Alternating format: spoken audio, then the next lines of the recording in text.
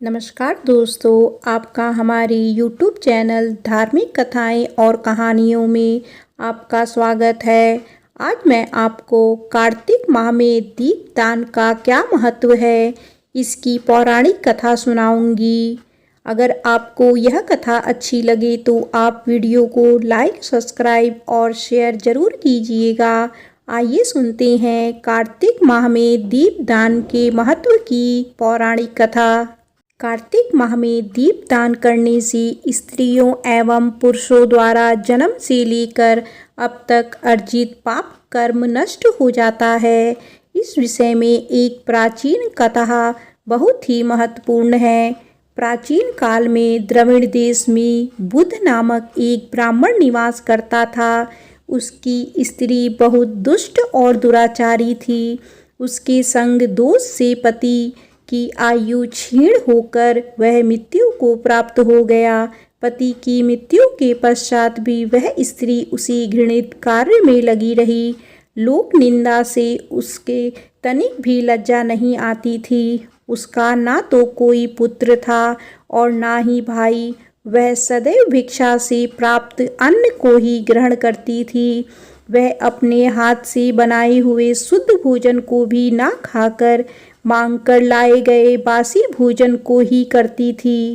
वह तीर्थ यात्रा से भी सदा दूर रहती थी और ना ही कभी उसने मंदिर आदि में जाकर कथा प्रवचन ही सुना था।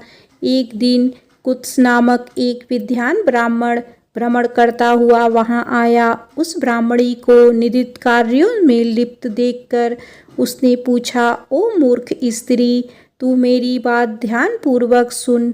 यह शरीर पानी के बुलबुले की भांति है। एक दिन इसका नष्ट होना निश्चित है। यदि तू इस अनित्य शरीर को नित्य मानती है तो अपने मन में बैठे इस मोह को तू विचार पूर्वक त्याग कर दे। सबसे श्रेष्ठ देवता भगवान विष्णु का चिंतन कर और उन्हीं की लीला कथा को आदर पूर्वक सुन। कार्तिक माह आने पर भगवान दामोदर को प्रसन्न करने के लिए स्नान दान आदि करके दीप दान दे और भगवान विष्णु की परिक्रमा करके उन्हें प्रणाम कर।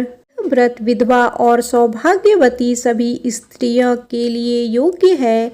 इससे समस्त पापों एवं उपद्रवों का नाश हो जाता है।